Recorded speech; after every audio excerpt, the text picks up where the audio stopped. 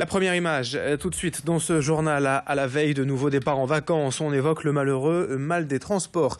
Quand on veut rejoindre son lieu de vacances, il faut forcément prendre la voiture, le train, l'avion ou le bateau. Et pour certains, ces modes de transport sont souvent synonymes de mal-être. Maux de tête, nausées ou encore vomissements sont les principaux effets que vous ressentez si vous en êtes victime.